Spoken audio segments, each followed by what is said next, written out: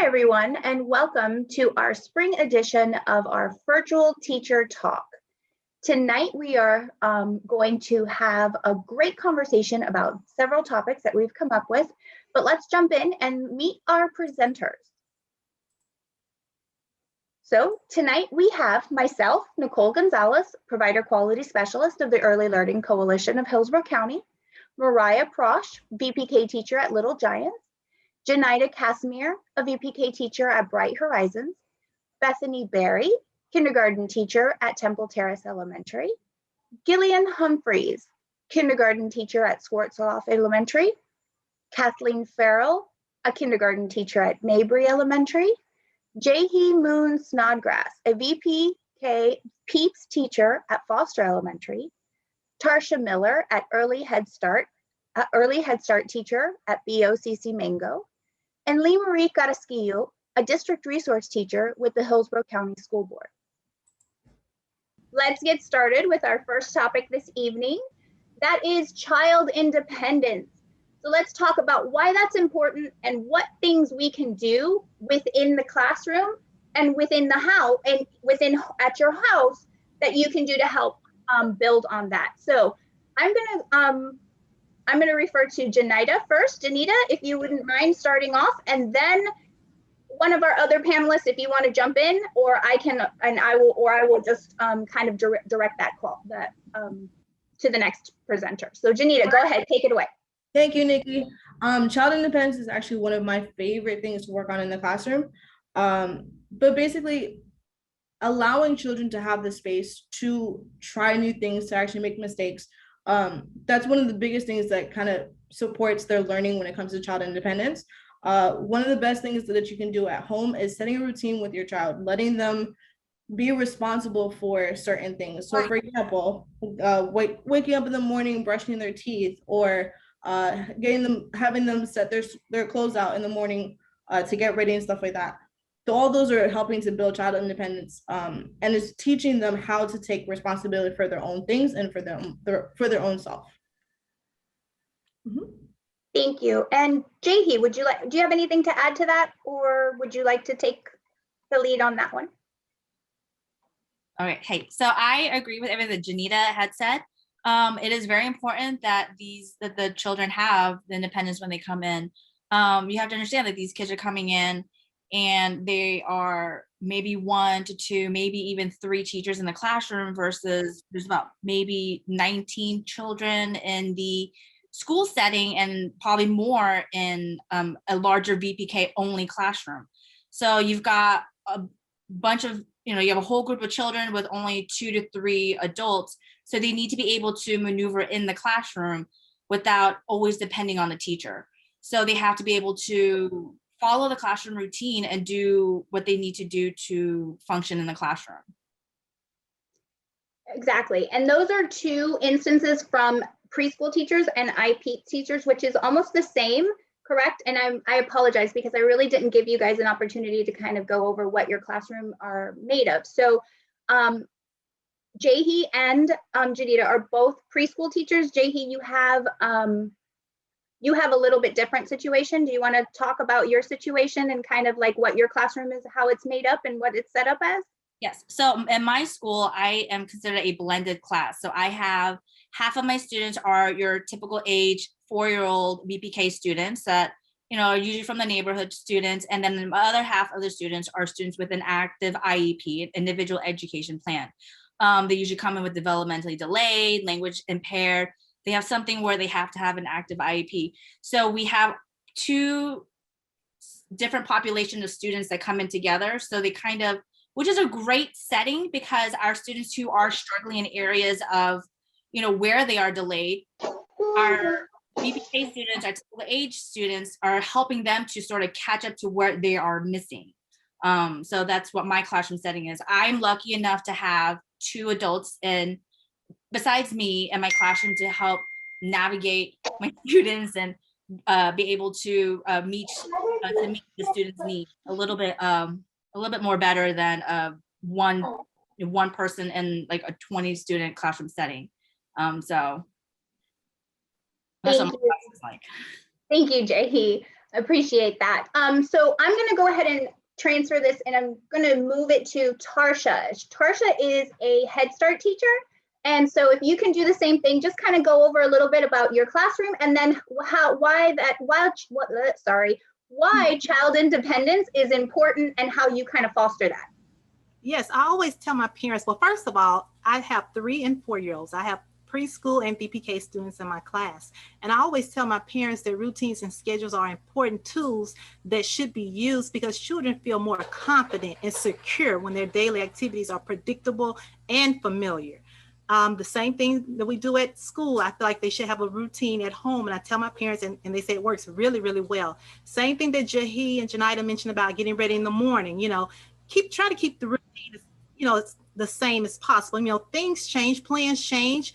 So you should also be flexible. So when things change, plans change, things happen, give the children a warning ahead of time if things are going to be different. And they'll still run smooth the same. Like books, maybe, I like to use a lot of books, and I encourage my parents to make books available that warrant discussion around feelings and social interaction to help them deal with those things. Set a time dedicated after dinner or a discussion that could, happen during dinner time about their day, about what they did today, what will happen tomorrow. If you know anything that's going to be different tomorrow, let them know ahead of time. That helps as well.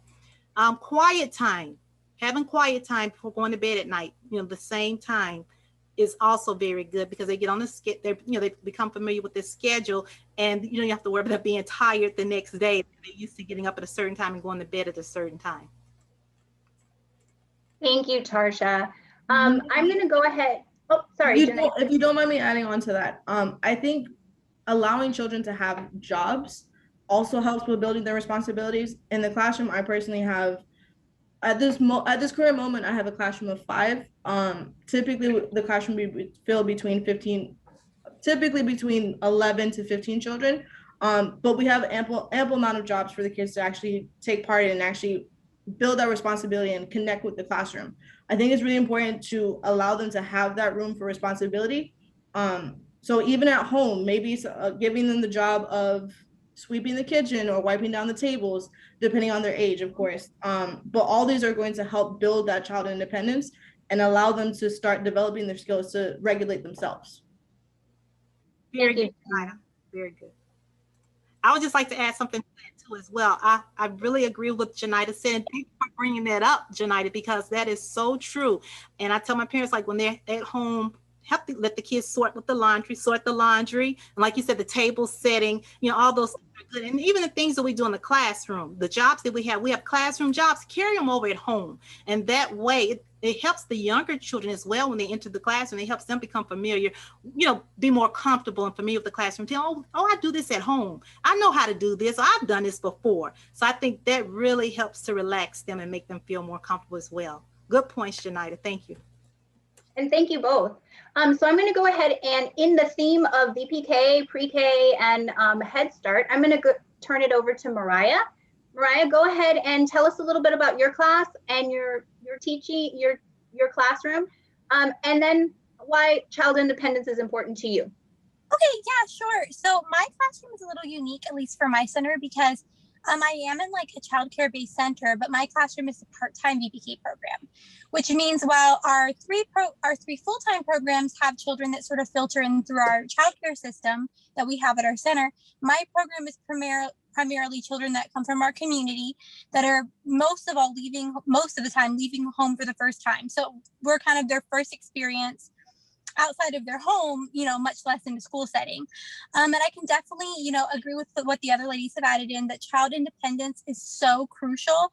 And it's probably what I spend the first good 6 weeks of my, school year really getting into place, having children feel comfortable with the routines and the transitions that we have in our classroom. And I think children, when they can come in and they can have some skills, that they feel comfortable, okay, I know how to unbutton my pants if I need to go to the bathroom. I know how to button them back on.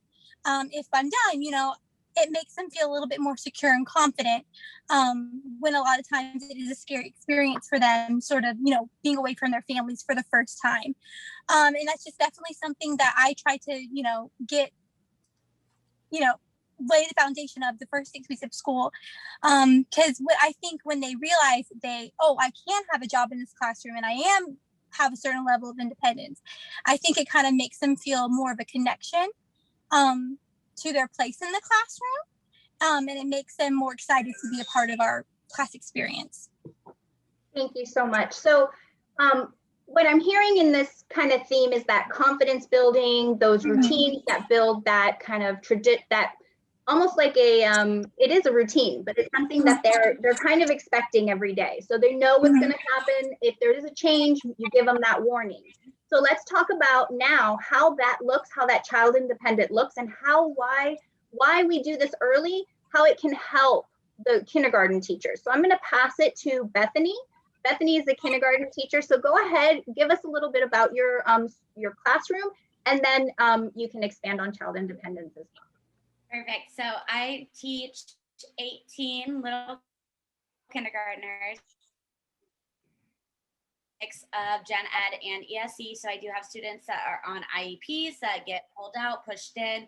We have a good combination of friends in my classroom. And when it comes to child independence, it is incredibly important because it takes a lot of time out of our day.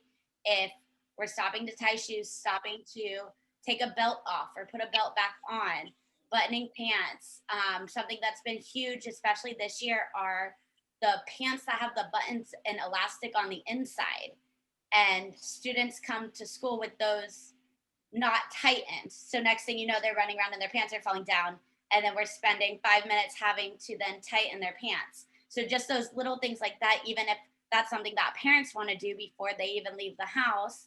But when it comes to child independence, even things like picking out their clothes the night before, so they know what their outfit is. I've had kids that come up to me and they're like, I didn't know that these shorts had these buttons on it. I can't do this.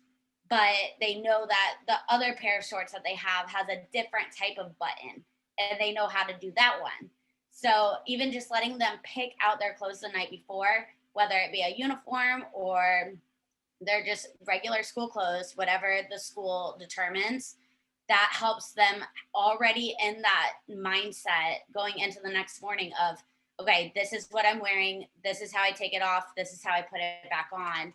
So that way it speeds up processes like the bathroom, and there's not having to stop and go when it comes to helping with dressing, undressing, things like that, because it takes a lot of instructional time in the long run.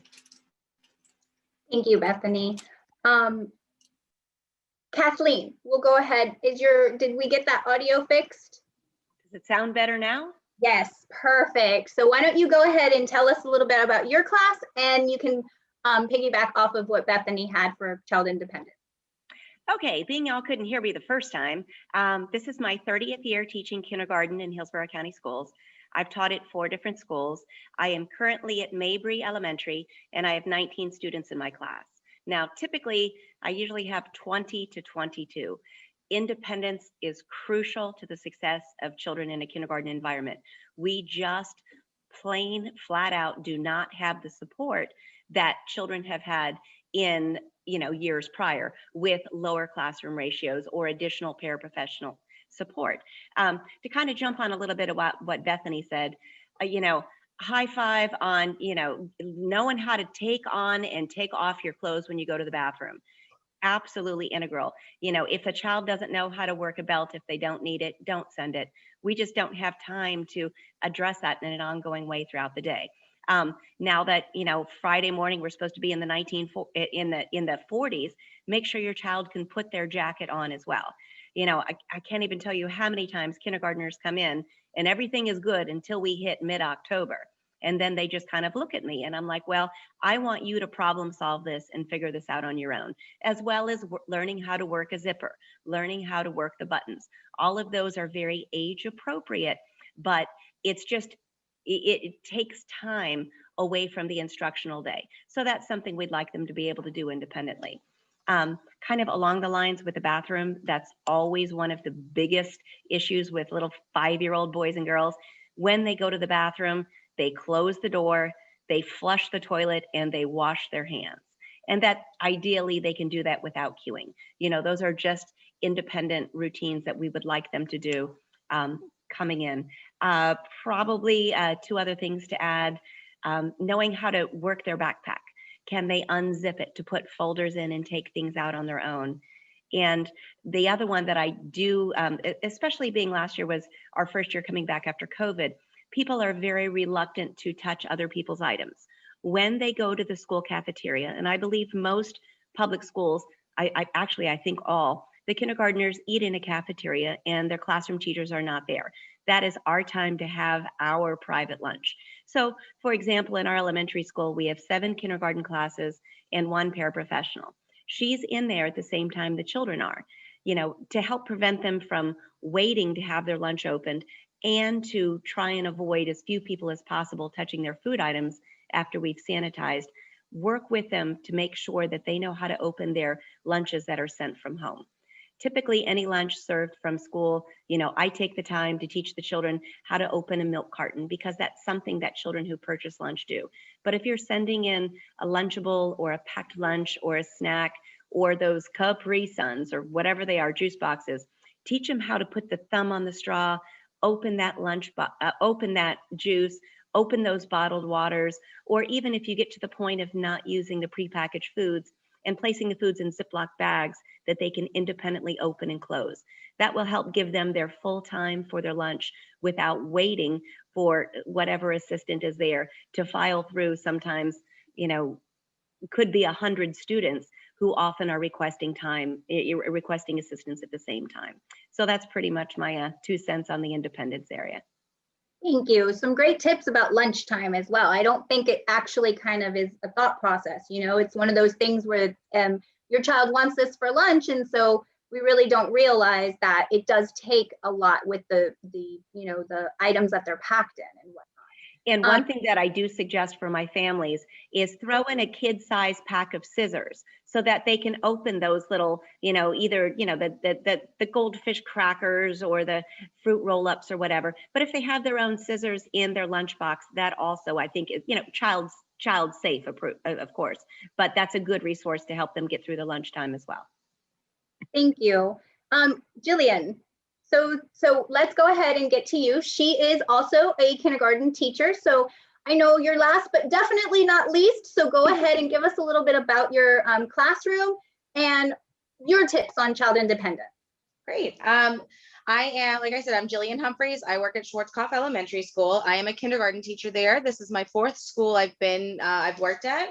And I have a gen ed classroom with some ESE students and ELL students. And I cannot agree more with everybody. Bethany was saying, independence is absolutely crucial in kindergarten. It is quite a jump from VPK to kindergarten. I used to teach Head Start years ago, and I know that jump is a big jump when it comes to that independence because you did have an extra set of hands in the classroom. So when you come into kindergarten, we don't have that extra set of hands. So I'm just, touching back on those bathroom routines, knowing how to use the bathroom independently. But one thing that we find in kindergarten is hand washing, the proper hand washing routines. I typically every year I do have to spend a couple days teaching how to hand wash.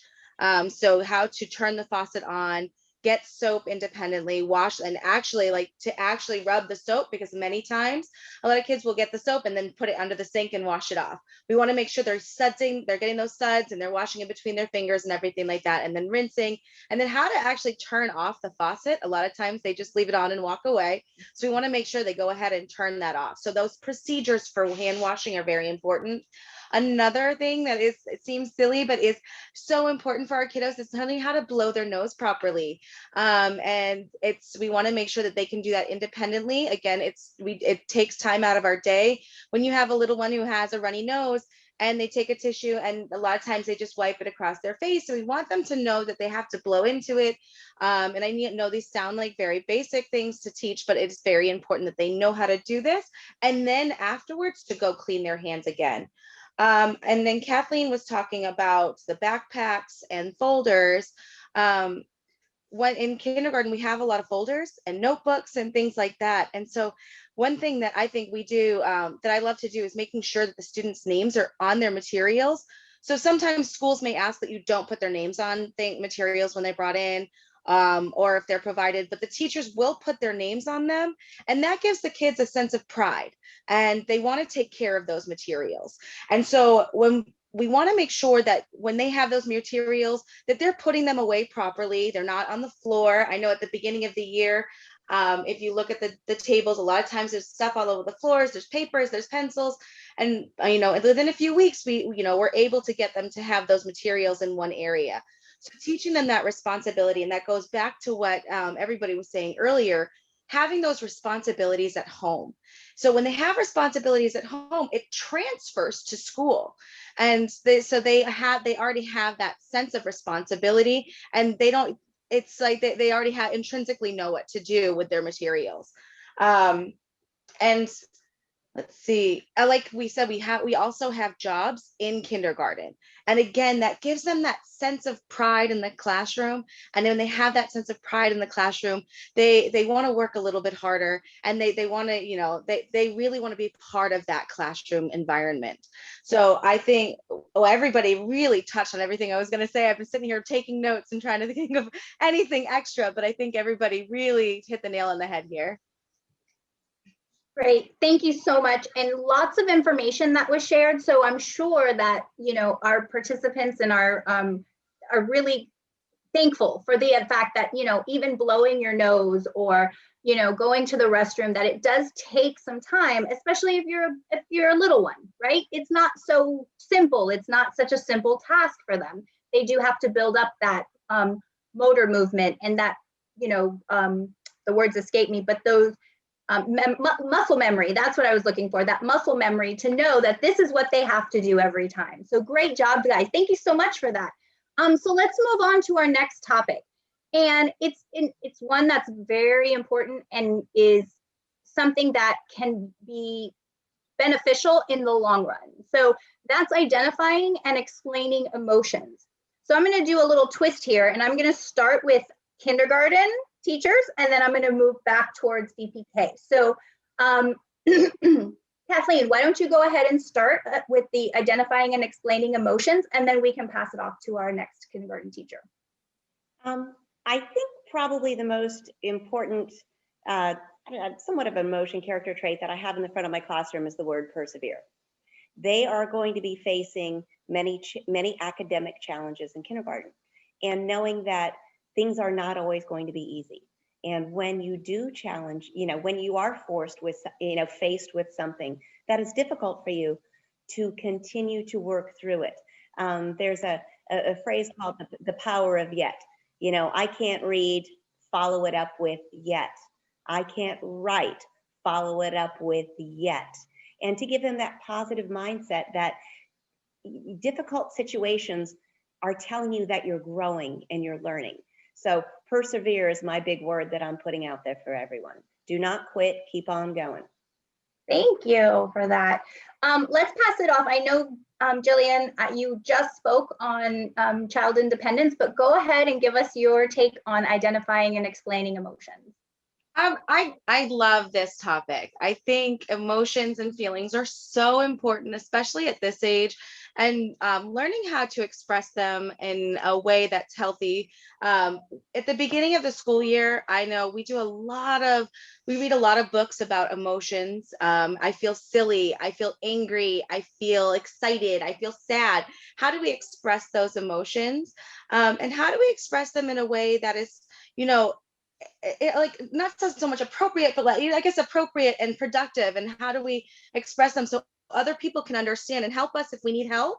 Or to accept, what's a great way when I'm excited about something, how do I express that in a way that's going to be acceptable in a classroom where I'm not going to be disrupting the entire classroom, but I can still show that I'm really excited about something. Also, I think when it comes to, sorry about that, I just lost my train of thought just for a second. I guess I'll touch on what Kathleen was saying, was the perseverance. Huge in kindergarten. I love that that what she said, I can't do this yet. That's amazing. That's a great thing. They do get frustrated sometimes. So again, showing them how to express that frustration. I love social stories, and social stories are ways that it shows how a child, like it shows a scenario of a child showing their emotions and different scenarios and how it affects, how their emotions affects others. And so how they express it may affect somebody else. But also when somebody else is expressing an emotion, how do you react to it? So if somebody is sad, how do you react to that sadness? When somebody's angry, what can you do in response to that? So it's really important, because without the really explaining this and going through these feelings and how to interact with each other, we need to be able to build that classroom community. And so when they have that community with one another and they can respond to each other and pick up on those emotions and those feelings, it makes everything run so smoothly. They really start to show empathy towards each other, and it's really, really special when they start to do that. So Thank you. And honestly, that takeaway too of knowing your own feelings, but also being able to know the person who's giving feelings as well. That you're the receiver of those feelings. So knowing how to kind of muddle through that and try to identify that, that's a big, big thing. Thank you so much, Jillian and Kathleen. I'm going to move to Bethany now. Go ahead, Bethany. Identifying and explaining emotions. Take it away. So kind of jumping off of what Jillian was just saying when it comes to how to express those emotions without disrupting others. Something that we have school-wide at Temple Terrace is every single classroom has some sort of calm down area. So in my room, it is just kind of in a back corner. We have a cozy chair. We have crayons. We have different breathing techniques. We have fidget toys. And if somebody they're feeling tired, they're feeling upset, they're feeling angry, they know that they can go to that spot. That is their safe space, and they can calm down there before coming back to the class. And so that's never something that is shamed. It's never frowned upon. People will see people going there all the time, and somebody will come over and check in on them, make sure that they're okay. Then we'll go back to their seat. So 5 and 6 year olds are super sweet. I absolutely love it. But along with the calm down corner, we have those breathing strategies. I implement the conscious discipline breathing strategies in my classroom. So we have 4 different breathing strategies, and they have the cards with the pictures. And so they'll sit there and they'll flip through, tell me which one they want, and they can either do it on their own. Sometimes if somebody's just upset but doesn't want to go to the corner, they'll kind of come and talk to me, and we'll talk about what breathing they want to do. And together we'll do that breathing strategy. So it gives them that sense of somebody is caring for me, somebody wants to work with me, so that way I can feel better. And then it kind of takes away that stress, that anxiety, that frustration, whatever it is that they were feeling, because they have somebody else that is right there with them, working alongside them and showing them that positive feeling towards them. So that way we can kind of shift that day and keep going. And it's wonderful how when you set the precedence for them, they kind of take it and run with it, right? You give them that calm down corner, you give them those strategies, and they just run with it. It is very heartwarming to see when a little one is actually trying to help another little one out, because they feel they're empathetic towards them, right? Really the most empathetic children on the planet. I love it. Thank you, Bethany. Okay, so we're going to shift our focus now to VPK, Head Start, and Pre-K. So Tarsha, would you like to take on identifying and explaining emotions in your classroom? Sure. Okay, in my classroom, like I said, I have a mixed classroom with 3-year-olds and 4-year-olds. So it's like preschool and VPK age children. So some of the things, we do a lot of work. We work really hard with emotions, identifying emotions and feelings.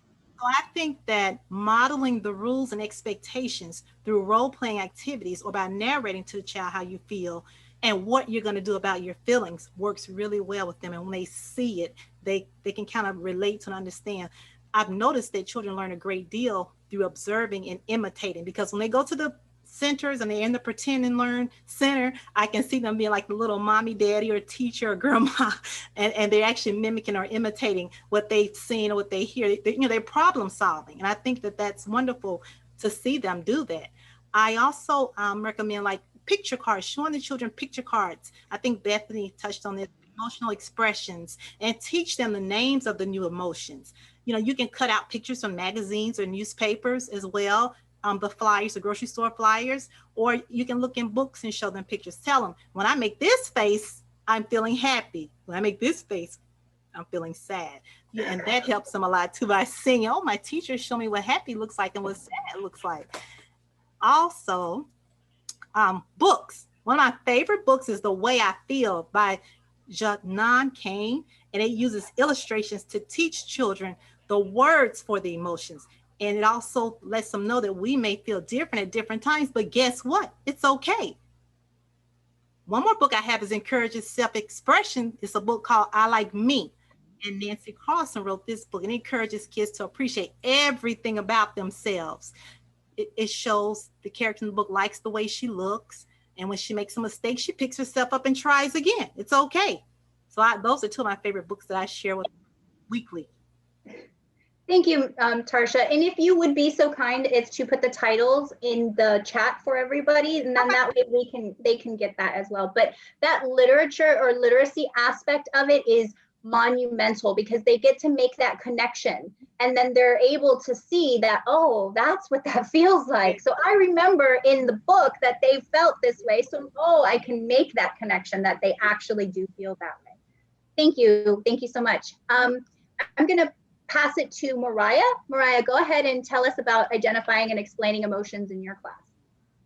Yeah, sure. So one thing I've really noticed along the years is that it's really important to remember that when we have VPKers coming in, some of them are young fours, which means like I've even had fours that turn 4 on the first day of school, young 4. So really they're in that preteen sort of in between phase between moving into more, school age expectations and stuff like that. But they were literally a toddler yesterday. So a lot of the times I find that they have these feelings, but maybe no one has ever given them the verbiage to explain what that feeling is. So what I kind of like to do is basically into what the other ladies had mentioned about providing them all of those social stories, so they can see like a scenario that played out where a character in a story or a book felt a certain way because of a certain thing. And also another great thing I like to do is I do like to show, like how we might see on our screen right here, the cards with the picture of the expression and then the word underneath of it, to sort of kind of give them a visual representation or like identifier of what it might look like when you feel that emotion, and then giving them the words to describe that emotion. For example, I had a little boy in my class today who another child like took the toy away from him, and he came up to me and he goes, "I'm feeling really disrespected."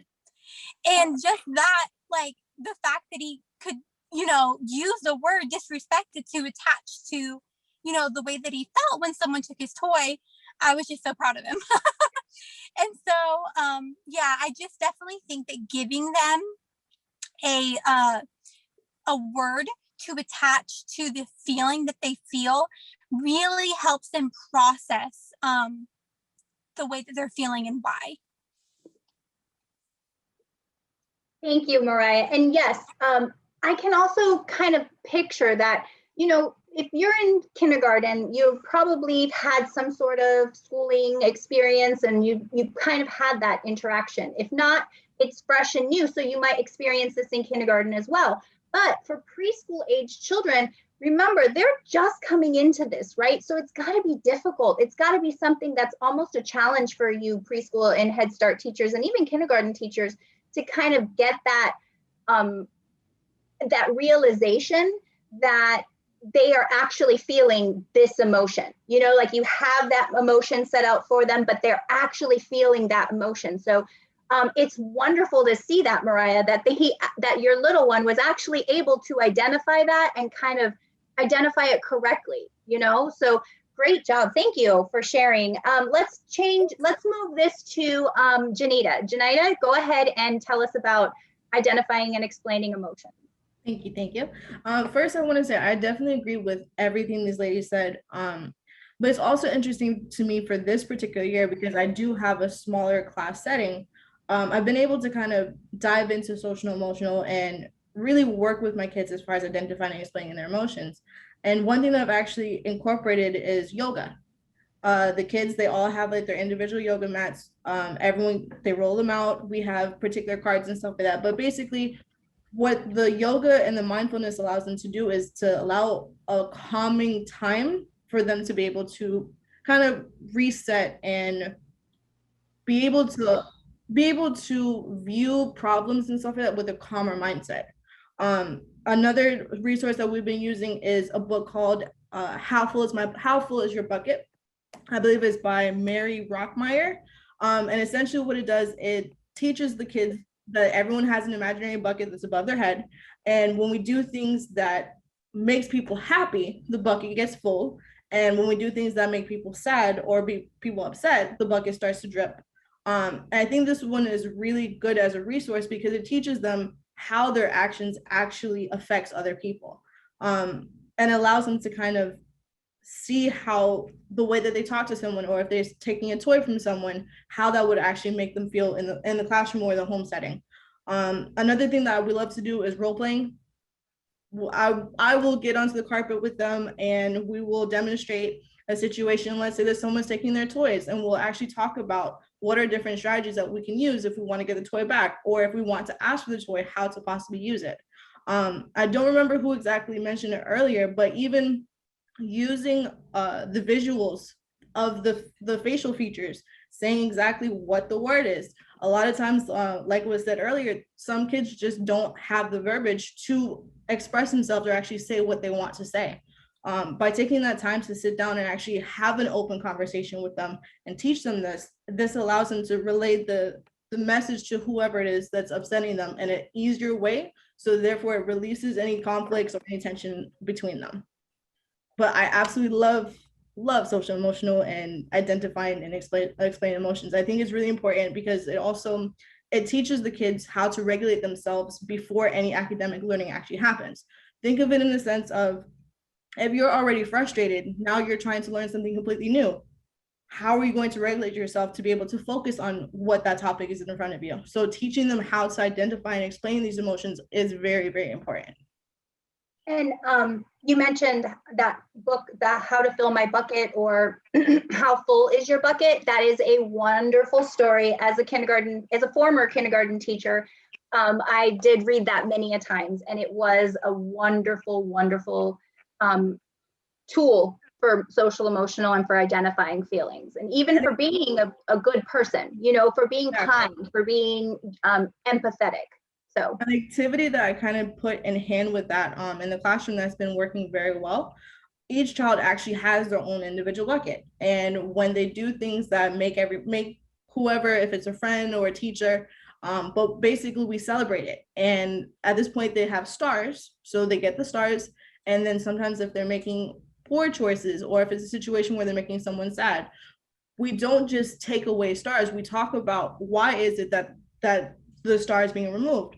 And at the end of the week, we have a treasure box, and inside the treasure box, we have different toys and activities that have like different costs. And it kind of teaches them how about like currency and stuff like that, but also how their actions interact with other people. I don't know if that makes sense. Perfectly, it does. It makes perfect sense. So thank you for sharing, Janita. And I'm going to go ahead and give it to Jahi. So go ahead and tell us a little bit about what identifying and explaining emotions looks like in your class, please.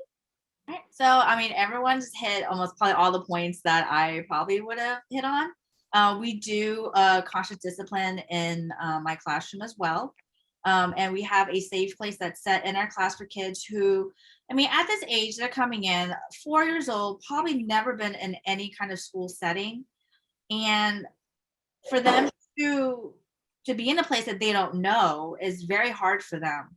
So, we teach them how to calm themselves down with breathing methods and go to the safe place if they are scared. And we have things that help calm them down, that will, get them back to where they were at before they had their emotional breakdown or even a tantrum because they didn't get their way. So, I mean, this is probably the most important, probably one of the hardest skills to teach a child if they don't understand their own emotions. Because it starts, when they're little, and it goes with them all the way till they finish school when they're adults. If they can't regulate their emotions, understand it, it's going to be hard to succeed. Because again, what Janita says, if you can't control your emotions and you're frustrated, how are you expect to learn? If you get mad about that you can't solve a math problem, you're not going to learn that math problem. You're not going to understand how to solve it. If you don't know the letters of your alphabet because you get so mad because you can't get that one letter, you're not going to get it. So, it's a lot of learning how to calm themselves down, how to pull away from themselves in situations that they don't want to be in, and to be able to collect themselves and come back again and try again. So, I mean, everyone else has hit really good points. So No, but that is great because it does make sense. Think of yourself, you're an adult, right? And sometimes when you get frustrated, what do? You just don't want to deal with it, right? So think of that as a child learning something new. They're not going to want to take that risk if they're frustrated and they can't really put the words to that. So all wonderful points. Thank you so much. So let's move on to content areas. Fun topic. And when we say content areas, we're talking about reading, writing, math, science, the STEM or STEAM, the arts, anything that you do in the classroom, any activities. What can we do, or what can parents do, or families do at home that maybe could help their little one to grow, or to practice, or to get them ready for their next big journey? So I'm going to go ahead. I'm just going to spin the wheel, and I'm going to start with Tarsha. Would you mind starting us off with the content areas? Thank you. Okay. I'm going to start with social emotional, because that's one that's a biggie in my classroom. And some things that you can do with that is teach them how to verbalize their wants and needs. I think even before they come to school, once they're at school, they'll be playing with their friends. Before they come, set up play dates with their friends from various ages. I think it's important for them to learn through interaction with older children as well, because they can set good examples for cognition and behavior. Something else you can do is play board games to practice taking turns, not learning how to work together, not necessarily looking for a winner, but learning how to work together to get something accomplished. Language development, something I would say is giving them 1 to 2 step directions and making sure they follow through with them. Start off with a 1-step direction. Once they can do that, move on to 2-step directions, and you can go on. Speaking clearly, they should be able to speak clearly, saying their wants and naming objects when they see them. All those things help with language development. Finger plays are really good. I'm really big with finger plays, and I use a lot of the puppets. I think those are awesome. Identifying some letters and letter sounds, more so for my 4-year-olds, my VPK, but I like them to be able to, I work with them to identify some of those, so before they go to kindergarten, they kind of have an idea of at least 10 letters, 10 numbers. Knowing how to handle a book, identify the front, the back, the spine, or the binder. What does it do? Oh, it holds the pages together. And then how do we read? Oh, we read top to bottom, left to right. I mean, they love this. So we have a little rhyme thing going with that. You can read to your child 20 minutes a day. Ask them what happened in the story. What happened in the beginning? What happened in the middle? What happened in the end? What was your favorite part of the story? What would you have done if there had been you in the story, or if you came in that situation? Ask a lot of open-ended questions to get them thinking, get their minds going, and to promote conversation and language. For cognitive development, let them sort items based on size, color. Like I mentioned earlier, laundry, blocks, maybe the forks and the spoons. I wouldn't necessarily say the knives, so maybe let them sort the forks and the spoons. Patterns, being able to make a pattern, red, blue pattern is good. That helps. Practice counting to 20 while riding in the car. While you're riding in the car, they can just practice counting to 20. When you're in the grocery store, go on a shape hunt. Point out circles, squares. Even while you're taking a walk, you can do that. Let them point out the different shapes. Another thing I like is to talk about positional and directional concepts. Up, down, over, under, in and out, opposite words, big, little, empty, and full. For math, I think it's very important to understand and identify and recognize numbers when they see them in print. Not necessarily knowing how to count when they see them in print, to be able to tell you what number they are. Can you show me 3? Can you show me 4? More. Can you give me more? Can you show me more? Which pile has more? Which has less? One-to-one correspondence is important as well. When they're counting, make sure they're pointing as they count. And notions of time is a biggie. What's today? Today is Tuesday. Yesterday was Monday. Tomorrow will be Wednesday. Those are good things too to like to do. And counting to 30. Fine and gross motor, using scissors, like someone always mentioned, the child safety scissors, making sure they're able, that helps with the fine motor skills. Gross motor skills, play catch, skipping, fine motor back to stacking blocks, stringing beads to make necklaces or puzzles, ensuring that they use the pencil correctly. And self-help skills that was mentioned earlier, such as buttoning, zipping, and snapping clothes. We use dexterity boards in the classroom, and they work really well with that. It's also good for them to learn how to write the name. It doesn't have to be perfect, but legible. And tying shoes usually comes after they've kind of established those fine motor skills and coordination to do this. I have them like around 4 or 5. A lot of times they're able to tie the shoes, and sometimes they're not. And it's okay if they're not. Sometimes it takes a little longer because they they grasp the concept a little later sometimes. Let's see. And I think that's, well, creative art. In pretend play, let them paint, draw, explore, and recognizing the different colors, primary colors, being able to tell you what color that they see here and what color they see there. And I'm gonna let somebody else talk. I don't want to take up the whole time, but those are some things that I think, will help prepare them for school and help them while they're. I'm so sorry, I did not mean to interrupt you, but those are excellent points. I particularly love the shape hunt at the grocery store because it takes it into a different place. They think of school. Sometimes I remember back when I was a teacher, when I would go to the grocery store and run into my children, they were like, why are you here? Like, you should be at school. You live there. So taking that concept into a different place, that, hey, you're actually learning what you learned in school too, that you're not just learning in school, but you're also learning throughout all of your whole life, right? Every day. So thank you, Tarsha. Great points, great activities.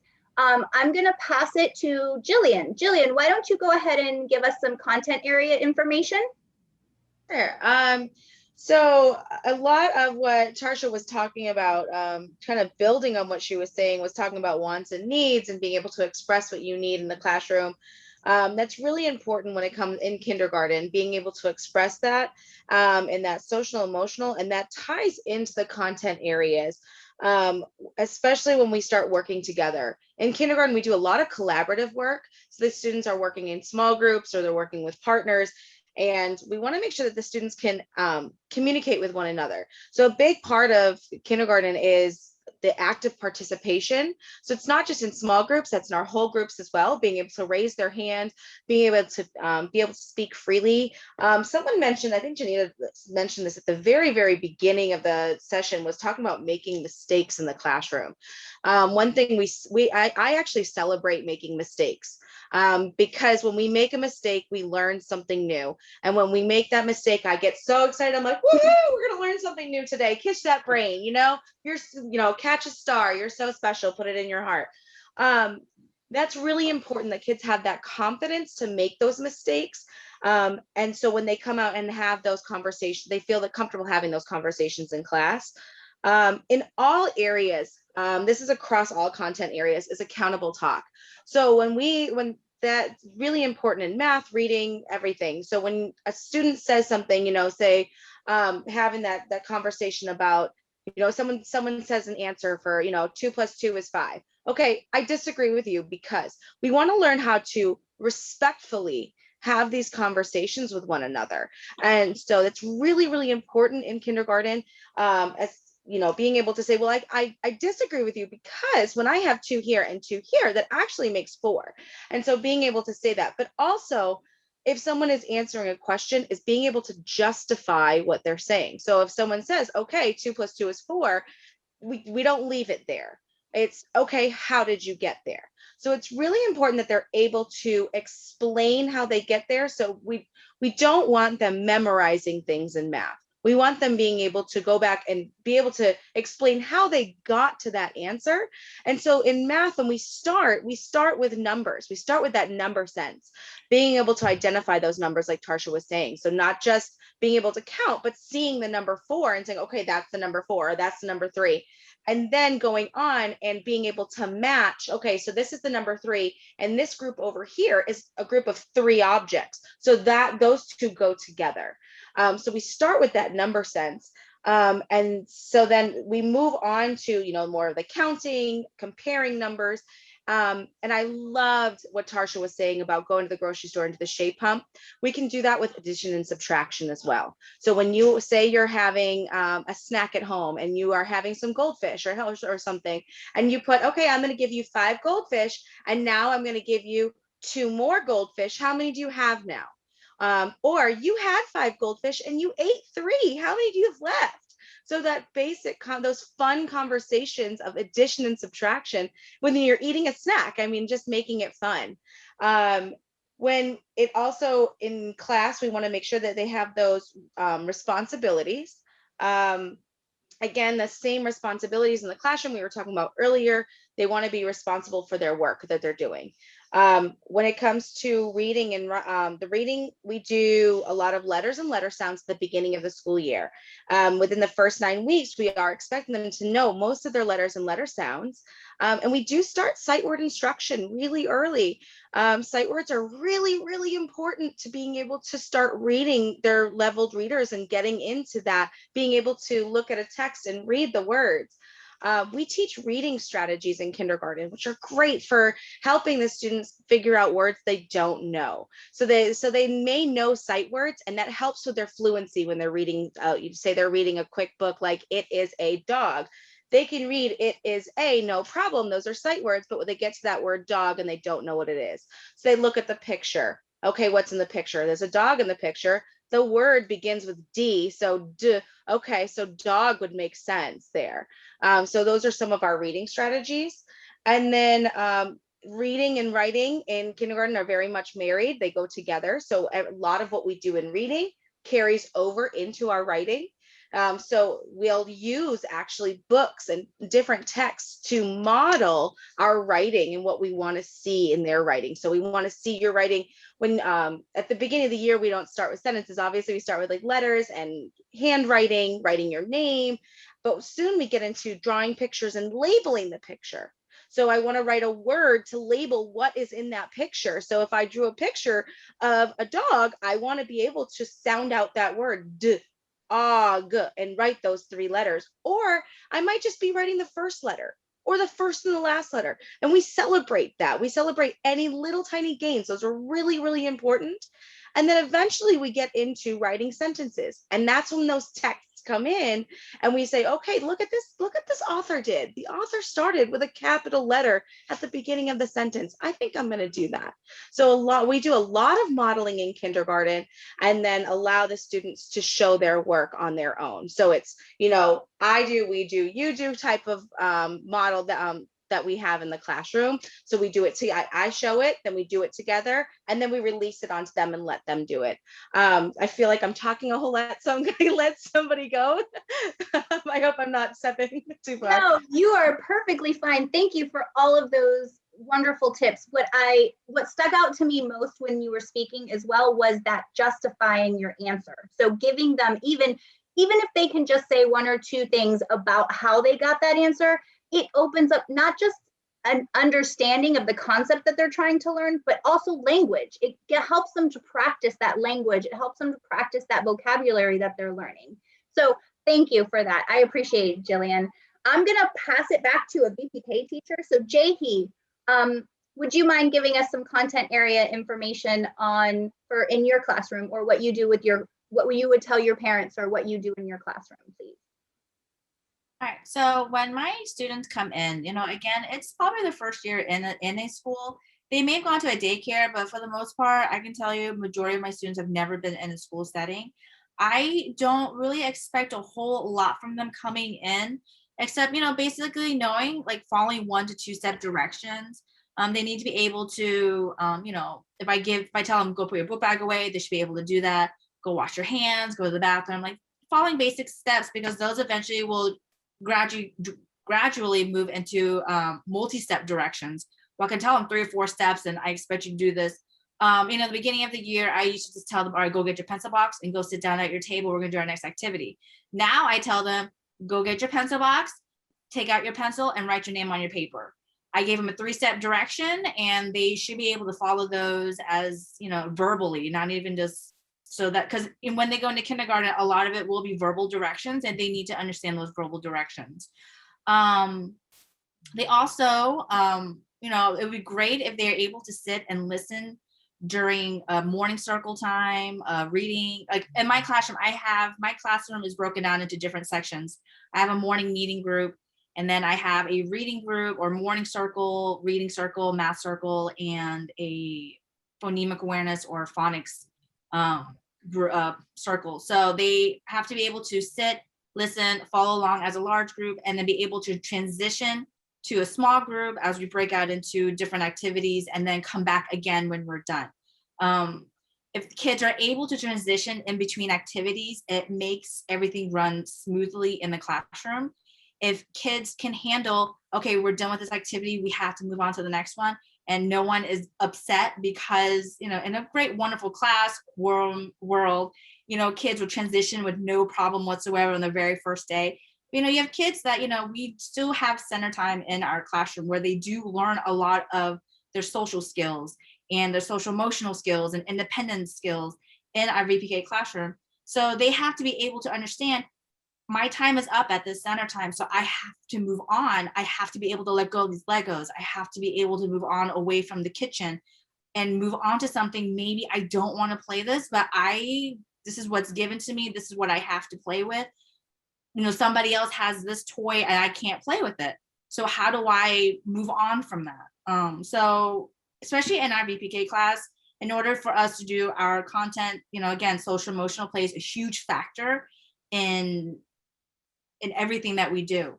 As our kids throughout the year, as they exit, as they leave my VPK class to go to kindergarten, we really would like for them to know their letters and sounds. Because I can tell you right now, kindergarten is a fast-paced class. It is no longer your typical, when we all went to kindergarten, it was pretty slow. By the time, not slow, I'm sorry, it wasn't as fast-paced as it is now. We were able to learn all our ABCs for like 1 whole year. And then by the time they go to first grade is when they started reading. Now kindergarten is like the new first grade, as I always tell my parents. They're expected to know, like Miss Jillian said, they're expected to know their letters, sounds, and letters by the end of the first 9 weeks. That's into October, I believe. They have to know them. And by December, hopefully they can start reading basic, simple 3 CBC words and get them to start writing. It goes very fast. So for our kids leaving VPK to going to kindergarten, it's amazing if they would know their letters and letter sounds, and that way they hit the ground running when they go into kindergarten. For math, I think our biggest thing is really understanding the number concepts. What number is this? Can I count to 30? Can I count to 100? Can I skip count? Can I count by 5s, by 10s, by 2s? Identifying numbers. I'm holding up a number. What number is this? Can you give me 5 bears? Can you give me, 10 of your candies? Again, like some classrooms have reward systems where they have to trade out whatever tokens they have for the treasure box. So they have to understand, I have to give you 5 of these in order to get 1 of yours. And then independent skills, again, is a very important thing. Be able to follow classroom rules and routines. That makes the day run very smoothly. My classroom runs very smoothly because my students understand my routines in the classroom. Rarely do things change in my room. And if they do, I'll let them know, hey, guys, give me a heads up. Tomorrow, this is happening when they come in the next morning. Hey, guys, don't forget, this is what's happening today. And I let them know what our day is going to look like, so they have no surprises, although, you know, surprises do happen. So, but my kids at this point are able to handle any kind of change that comes their way. And also be able to self-advocate. Tell me what you need. If you need something, you have to tell me, because I tell them all the time, I wish I could read your mind, but I cannot read it. So tell me what you need. And also self-care. If they're hurt, please tell me what hurts and what can I do for you. So that's what I see a lot happening in my classroom right now. Thank you, Jahi. And you know what? That accountability is everything. That giving them that ability to kind of express themselves and really advocate for themselves, because that is huge. You know, sometimes we don't know how to do that, and then you kind of get that backwards, you know, going where they go backwards instead of forward. And we want to keep them going forward. We need that momentum to keep going. So thank you so much. So I'm going to pass it to Kathleen. Kathleen, go ahead and give us some content area information about from your classroom or from your point of view. I'm going to jump right upon what Jahi said. You know, I've taught kindergarten for 30 years, and it has completely transformed what it looked like when I began to where I am now. We are very academic focused. You know, we're still looking at the whole child, but there is a very distinct academic focus in what we do. One of the things that the district gives us is a curriculum guide, and that it tells us what to do in language arts each week. What should we be doing in math each week? What should we be doing in science each week? And it's not meant to just kind of take away the spontaneity of teaching, but oftentimes students transfer from one school to another, and that ensures that they're all getting the same information at the same time.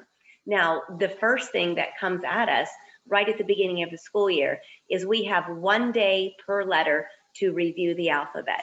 And it's not really meant for instruction. It's largely meant as a review. You know, we're assigned 1 day for the letter A. That's, can you recognize a capital A? Can you recognize a lowercase a? Can you write a capital A? Can you write a lowercase a? And do you know that A says a and A? Now, that day is all about the letter A, but the next day is all about the letter B. Now, we will still go back and provide support to children that need it, but kindergarten is not designed from where we are to go from ground zero. You know, if as parents you have the time, find fun ways to get those children up to speed before they come to kindergarten. There's some great websites. You can go on Starfall. You can go on ABC Mouse. There's a lot of fun, free resources to make it engaging, but try and give your children that opportunity to work, to walk through the door with what they can, because it does move at such a fast pace. You don't want your child to fall further behind when they come through. You know, I can't tell you what we're going to be doing next year, but over the course of my years, I've always assessed the children at the beginning of the school year. I wanted to know, can you recognize this capital letter? Can you recognize this lowercase letter? Can you make this sound? You know, that's something that I think almost all teachers will be looking at the beginning of the year, so that we know where the children are. We can determine which children need support, which children are on target, which children may need enrichment. But that academic assessment will be coming through. Other things we've asked in the beginning of the year, I know other people have mentioned this, I may have the numbers 0 to 9. Can you recognize this number? Do you know what this number is? Can you look at this shape and tell me what is, can you look at a square and a rectangle and know the difference between the two?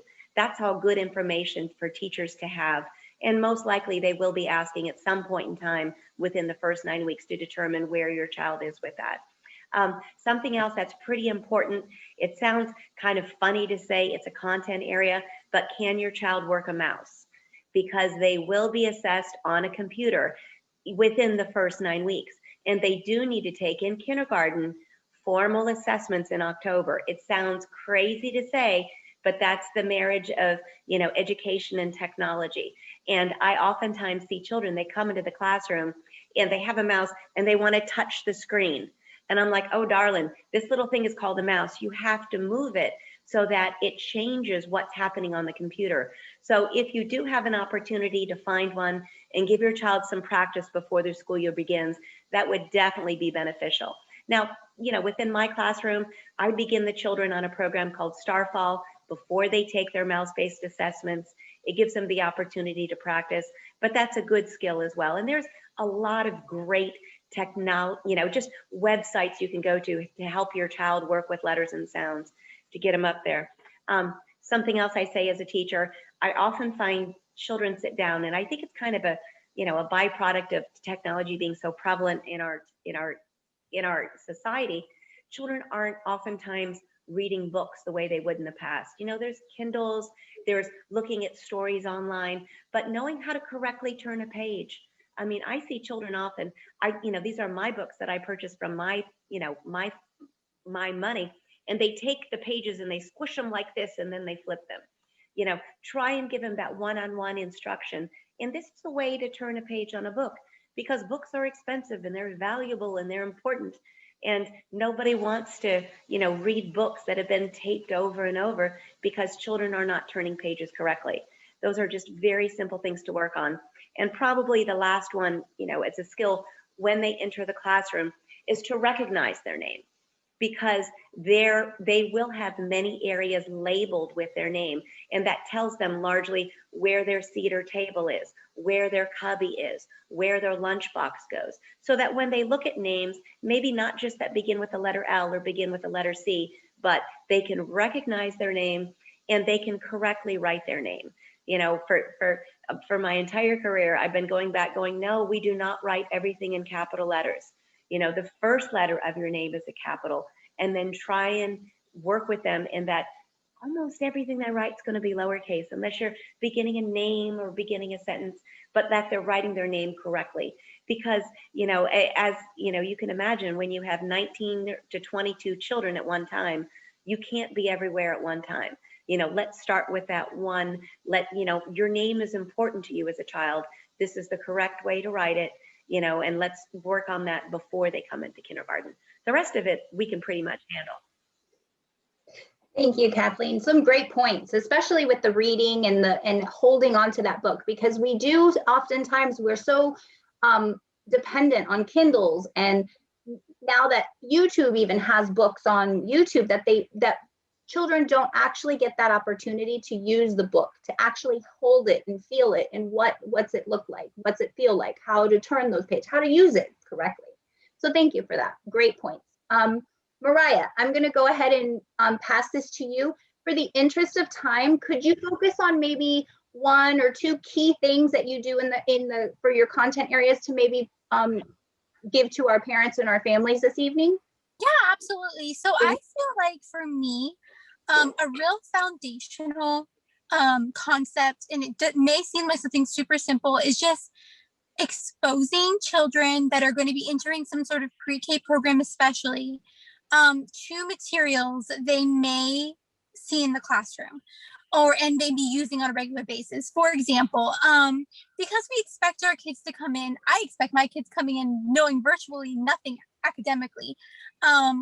What would really be helpful, I feel, is to have them, familiar with holding a pencil correctly, familiar with using markers. I do a whole lesson at the beginning of the school year, probably just showing them the correct way to use a marker, put the cap back on it.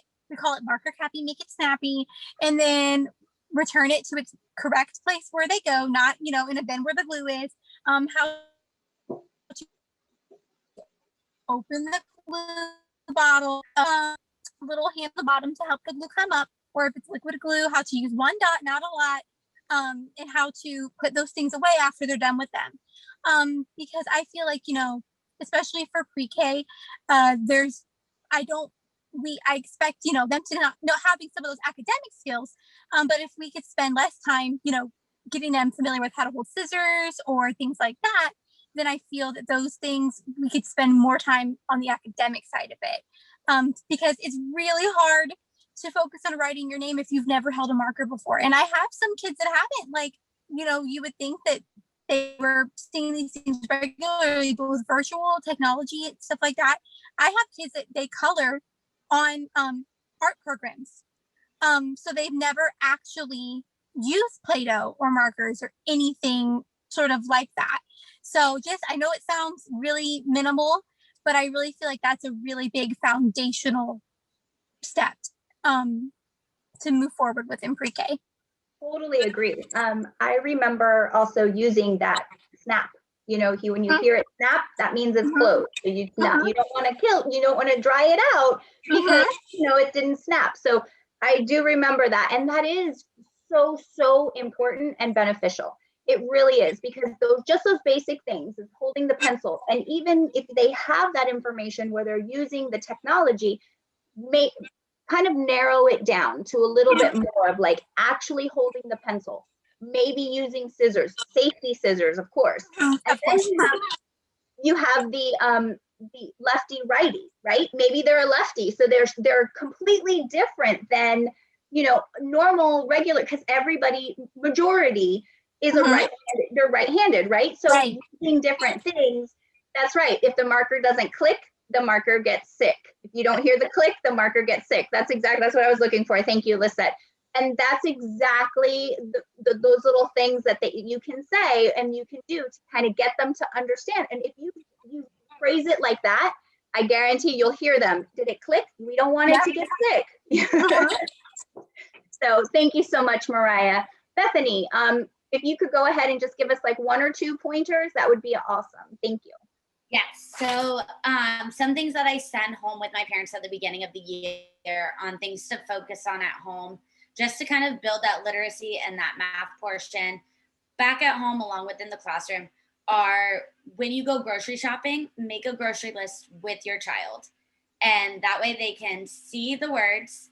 You can put a little picture next to it. They can then identify.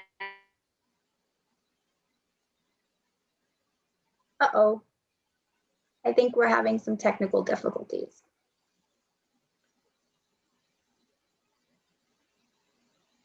Okay, I'm going to move on to Janita. Janita, if you can go on ahead, and then if we get back with Bethany, then we'll just pause for a second and we'll continue, okay? Sounds good. Thank you. One thing that I actually want to stress, especially when it comes to pre-K, is children learn best through play. I do not recommend doing the ditto worksheets. Ditto worksheets are basically the worksheet where you sit down, you're constantly writing, but make the experiences more interactive. Also, children they're all different. They're all individual. The way that they learn might be different. Not everyone has the same learning styles. Some children are tactile, some children are auditory, some children are visual. But learning how your child learns best definitely helps with the content areas. A lot of people tonight, they basically spoke about holding the pencil correctly. Some children who have fine motor challenges, one of the best ways to help them with that is allowing them to play with Play-Doh at home, allowing them to manipulate and strengthen up those fine motor skills will definitely help with holding the pencil or holding the marker. A lot of times when children are toddlers, they hold it in the fist grip versus holding in the correct way would be the pincer grip. But these are all muscles that need to be strengthened in order for them to possibly be able to do that. But as far as content areas, I would definitely recommend as well, reaching out to your child's teacher, asking them some of the things that they do in the classroom, and is there any way for them to be able to scale it back so that you can use household supplies? For example, one activity that I love, especially teaching with COVID, is the germ experiment. It's a simple science experiment where you take a bowl of water, warm water, you take some dish soap, you take a Q-tip with a little bit of dish soap, and you have the spices, like the household spices, so cinnamon or nutmeg, just things that you have around the house, and demonstrating to them exactly what happens when we wash our hands with soap and water. Basically, the germs or the spices, they move away. But basically, finding content areas that are interesting to your child. I think that's one of the biggest things that I can't stress more when working with children, allowing them to make those mistakes. And like Jillian was saying earlier, celebrating those mistakes and allowing them to explore. Children do not learn the best when they're restricted. If you're doing art, for example, and your child wants to mix colors, let them.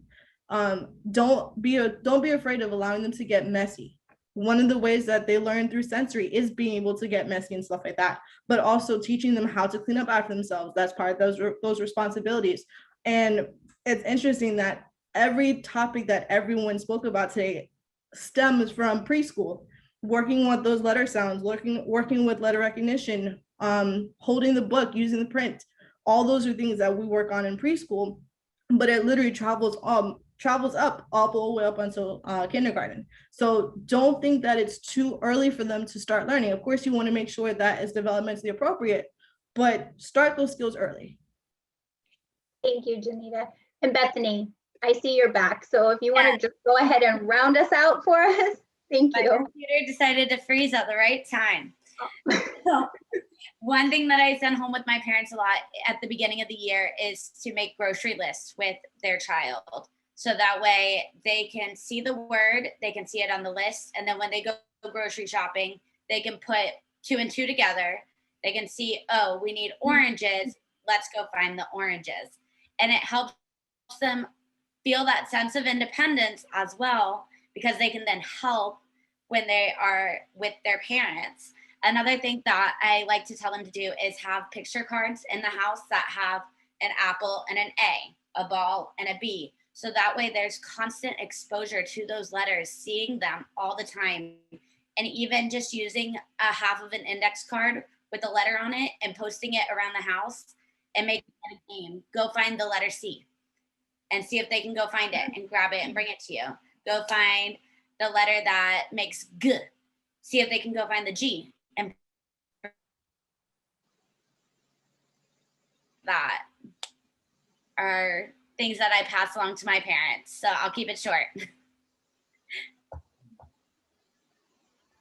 Sorry, I did that whole thing where I was on mute and I forgot and I was talking. So basically, what I heard from you and Janita is that play is super important. So play is their learning, right? That's how they learn. So if you allow them to play, if you allow them to participate in everyday activities, they learn so much more. They are getting that. They're making those connections.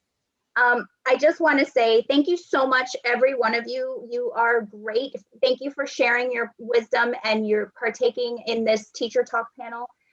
We're coming around to the end. We have two really good pieces left, but I really want to kind of just to tie this all together.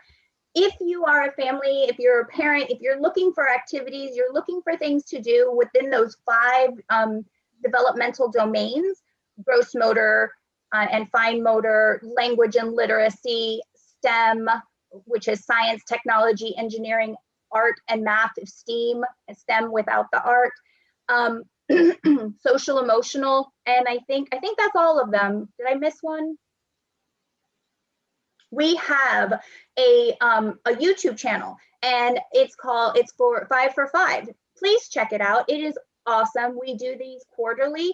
Our next one's coming up in the summer, and it's going to have some great information on what you can do to kind of keep those activities alive within your house, within your, with your child while they're kind of going through the summer. So at the end, we're going to give you an informational flyer in the chat for you to download. It will have the link to our 5 for 5. Please check it out. It's 5 minutes, and it's 5 minutes for each 5 developmental domains. So please do that. Go ahead, check that out. And thank you again to all of my teachers who participated. Now we're going to turn it to a little bit more information, which you kind of really, not only were you here for the teachers, but what you really kind of want to hear is that VPK registration and kindergarten information. So I'm going to turn it to Lisette, and she's going to give you some information about registering for VPK. Thanks, Nicole. And just to piggyback on all of the ladies, because I heard a lot of STEM talk, I heard a lot of play, and if you have extra time, go into YouTube and look up Neil deGrasse Tyson's Children Are Natural Scientists. That's all you need to know right there. That quick little YouTube will tell you everything you need to know about children's natural curiosity. So, VPK registration. VPK registration is open now, right now. I apologize, my fur babies are a little hyper today. if you have not already registered your child for VPK and your child will be 4 by September 1st, 2021, please make sure that you go into the web link attached, and this will also be in the information, and create a family portal so that you can start getting your child registered for VPK. One of the questions that came across on, excuse me, one second.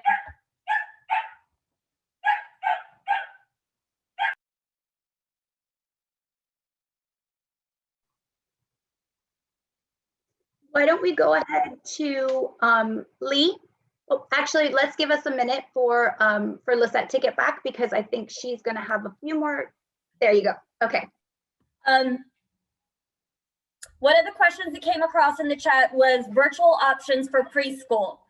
At this time, preschool virtual options are really kind of up to your preschool provider. That said, VPK virtual options are decided by the state of Florida's Office of Early Learning. Unless the Office of Early Learning renews an exception for virtual VPK, at this time, there are no virtual VPK options in Hillsborough County. It was extended for this year due to COVID, but we have not heard if it will be approved for next year at this time. So if you're concerned about virtual options for your children in preschool, your preschools that you attend may have some options for their 3-year-old programs or their regular 4-year-old programs.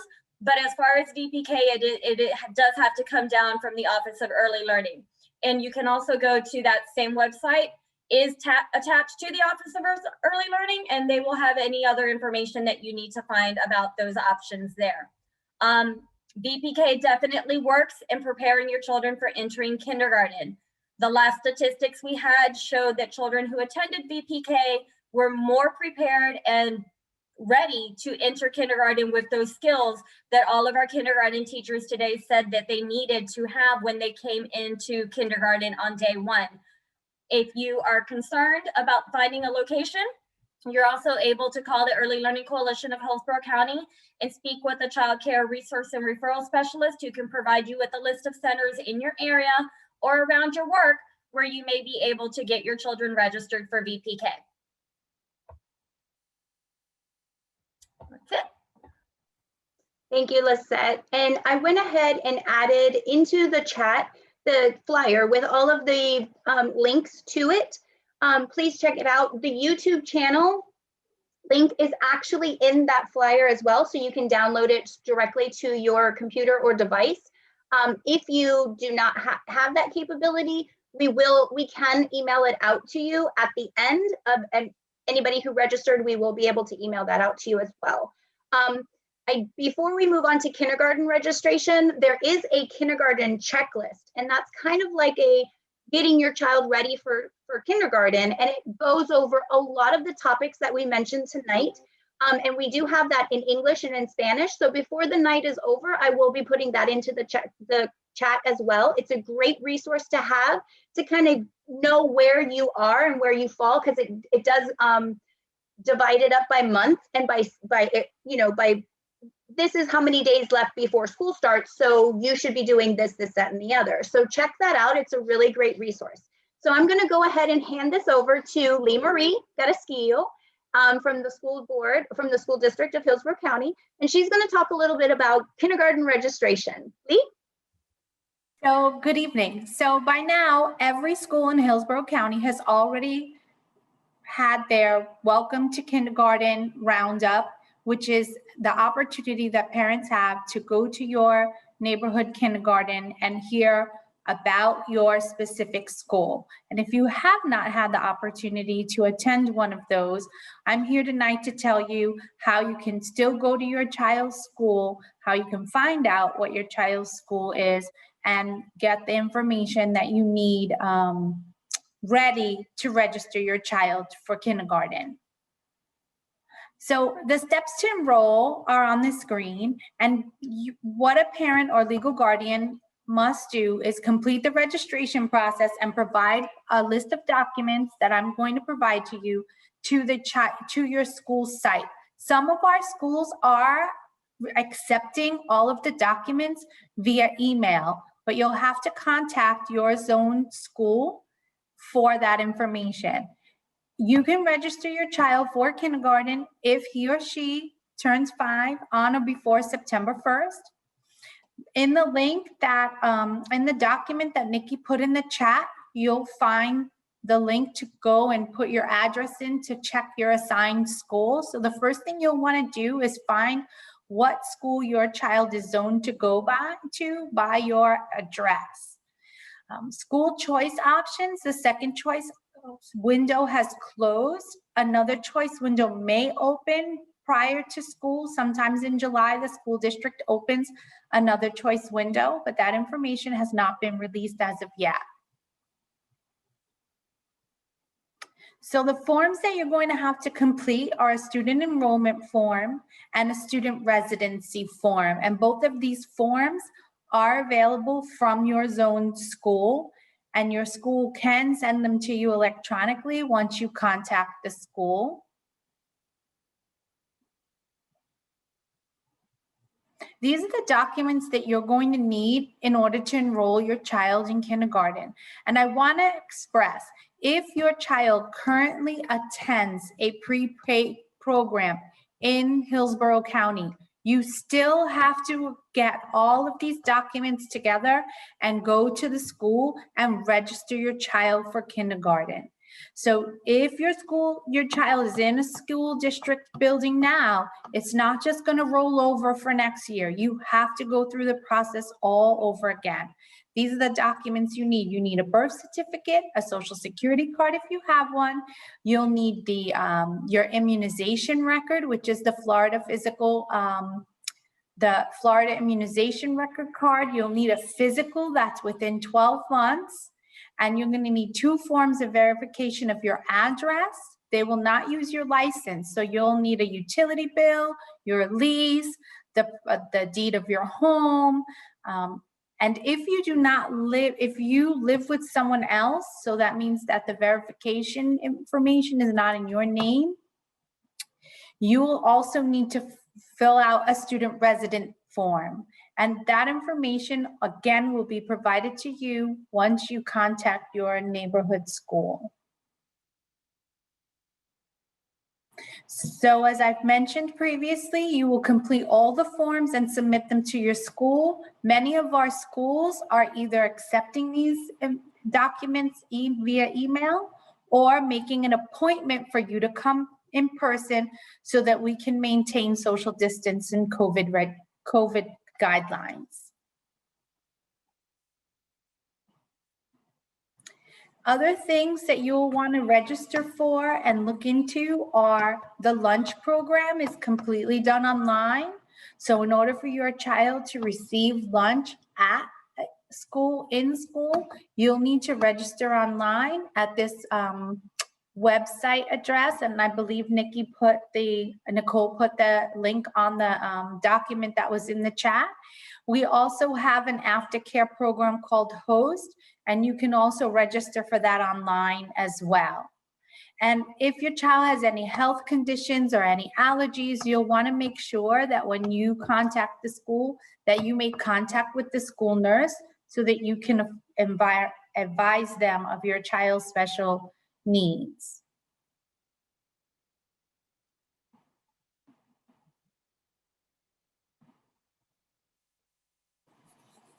Okay. And I'll turn it back over to Nikki. Thank you, Lee. Thank you for that information. And a lot of those, most of those links that Lee was going over tonight are in that flyer, and they are live links. So if you do download them to your device or to your tablet, excuse me, you will be able to access them through that document. We will be also sending out the flyer to anyone who participated this evening, and so that you can have it in your email as well. We are going to open the floor up to questions. If you have any questions, please put it in the chat, and our moderators are going to be giving those questions to us to answer. Before the actual event, we did have a question, excuse me, I'm so sorry, regarding dual enrollment. And so let me look up that information because I do have that information. So the dual language program is available at Hillsborough County Public Schools beginning in kindergarten. And if your child is K1, those schools would be Canella, Deer Park, and Ruskin. If it's K3, it's Reddick and Westchase. And K4 is Bellamy and Crestwood. And Crestwood's near and dear to my heart because that's where I started teaching, and so did Lisette. So that is near and dear to our heart as well. So let me go ahead and check the chat to see if there are any questions. Doesn't look like it. Nikki, the only question that I saw is, will the presentation be available online to view later? And that was early on. Okay, thank you for mentioning that. And yes, I did have that in my notes. I totally looked it over. So thank you for mentioning that. It will be available later on. We do have to kind of buffer it out and make it look, kind of clean it up, but it will be available on our YouTube page and our Facebook page. So we will make that available to you. In the chat, there is the BPK link and the YouTube link for you to check out the 5 for 5 and also this teacher talk presentation. And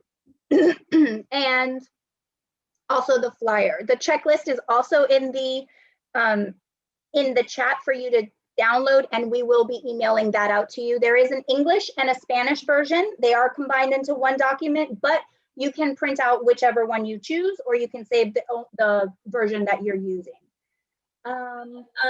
Nicole, I just wanted to add a lot of questions came by for the Neil deGrasse Tyson's Children Are Natural Scientists. So I went ahead and I added that link as well. And a question came across about curriculum and the difference in curriculum between BPK and school or center. So I can go ahead and answer that one. BPK does have a specified curriculum, but private centers are allowed to choose the curriculum from an approved list on the Office of Early Learning's page to deliver at their site. So each private BPK program will have a curriculum of their choosing. The school district, I believe, has 1 or 2 curriculums that they use with BPK, Lee Marie. World of... Sorry, the entire school district of Hillsborough County is now using World of Wonders in all of our pre-K settings. Okay, so all of Hillsborough County now is using World of Colors. World of Wonders. World of Wonders. World of Wonders, yeah. And then the kindergarten programs have a separate curriculum from what the BPK curriculums are across the county. Thank you for answering that. We do have some questions about the PowerPoint. Would we be able to share that PowerPoint? And I'm not certain, Lee, can we share that information that we included into this PowerPoint with the participants? Sure. Okay, sure. Perfect. So we can actually have that emailed out as well, so that you will have that information for you as well. So that is not a problem. Any other questions? Yeah, so we do have one, Nicole, that okay. She's actually asking for advice. She says she's curious of the kindergarten classroom agenda in regards to sitting all day versus in centers like BPK. Her 5-year-old doesn't like to sit still for long periods of time. It likes a lot of PE and outside breaks. So I will pass that to our kindergarten teachers. Can you go ahead and give us a little bit about that? Is there days or there breaks in the day for you to be active? Is there an opportunity to kind of get the wiggles out? Are there long periods of time? What do you suggest for that? I would say at the beginning of the year, we do shorter periods of time sitting still. We do a lot of breaks. I know I personally use Jack Hartman a lot, or I use Go Noodle breaks a lot. And Go Noodle is a website for kids. It's like a exercise website, and it has songs and dances for them to get up out of their seats. And then as time goes on, we increase the amount of time. So we build their stamina. And that's actually, we talk about stamina a lot at the beginning of the year.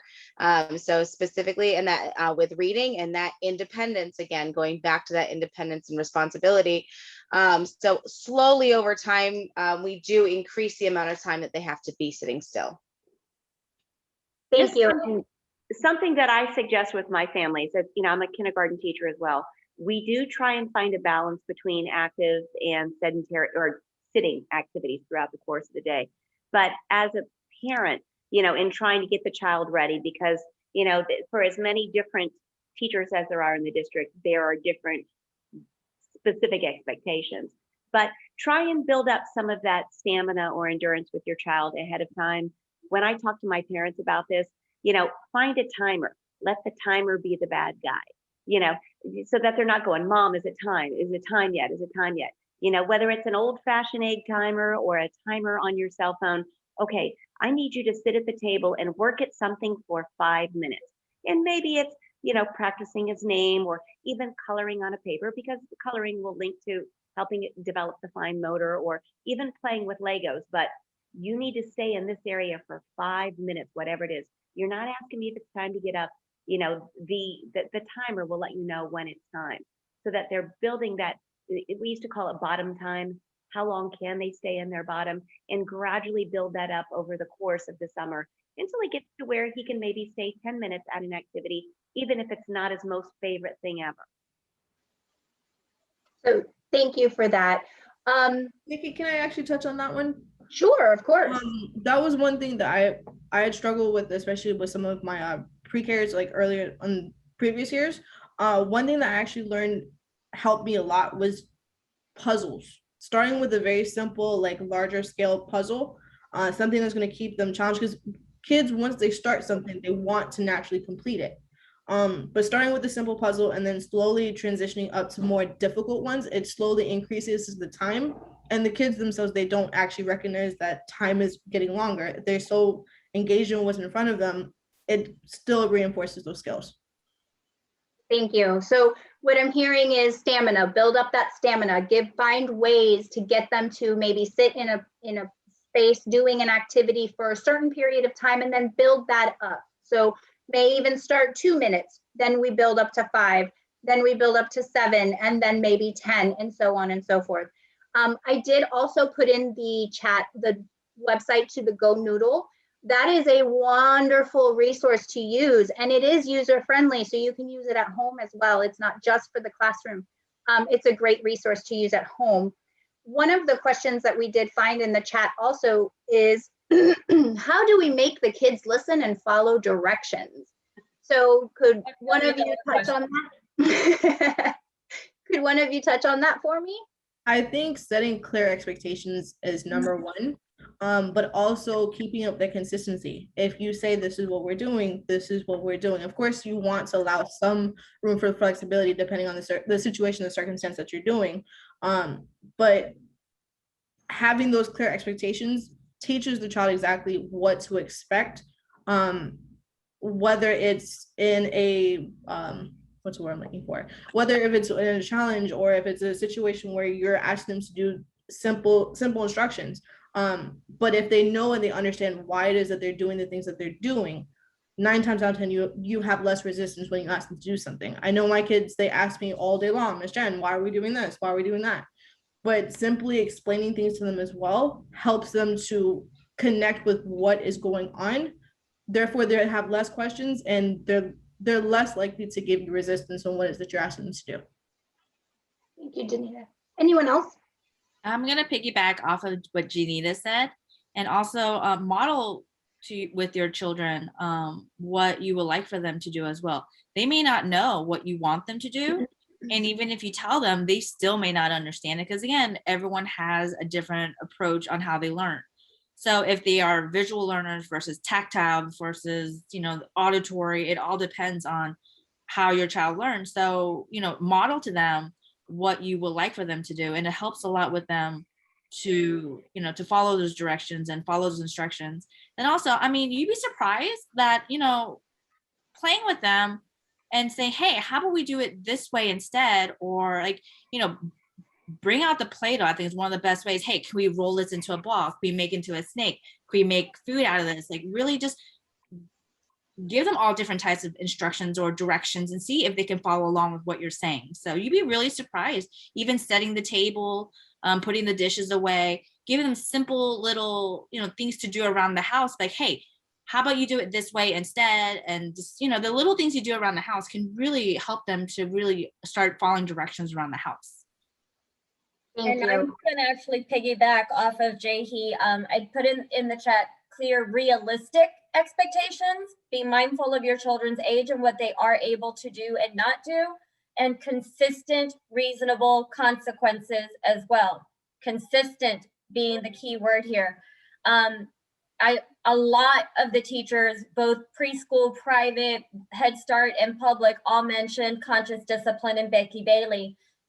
You cannot punish a child for something they don't yet understand. Like Jahi said, if they don't understand it, if they don't understand the rule, if they don't understand what it is you're asking them to do, then a consequence or a punishment for it is getting them nowhere. Until they actually understand what the expectation is and that it is a consistent expectation, then a punishment is useless for that child. I think, oh, sorry. I was just gonna say also positive reinforcements for specific praise about certain things will really help them. The kids thrive on praise, and they really want to do what's right, and they want to make you proud. So when you give them that positive praise, they'll work towards that positive praise. And sometimes if you give the positive praise to somebody else and they hear it, they're going to mock or mimic that good behavior so they can feel that pride, that same pride. Thank you, Jillian. Tarsha, would you like to add on to that? Well, Jillian took the words out of my mouth. No, I'm teasing. I would like to add, I could add to that. Give them time to process the information, what you want them to do. Let them think about what you're saying and how they're going to do what you're saying. Because a lot of times, if you jump too fast and think they don't understand or think they're not listening to, they actually are. And sometimes it takes a little longer for them to process, to understand how you want them to perform the task. Exactly. And that one thing that stood out to me too is that specificity. Be specific. When you're giving directions, be specific. Those clear, concise directions, but be specific. That's praise. Be specific. What are you praising? Because when you say good job, they could have done 50 things that you're saying good job for, and you really want to narrow it down to what it is they're actually doing that you're celebrating. With that, we are going to end the evening. Thank you so much for your participation this evening. It was a lot of great information. Lots of great questions were asked. Lots of great questions were great tips and strategies were given. We appreciate you taking your time out of your Tuesday evening to spend with us, and we just want to wish you well.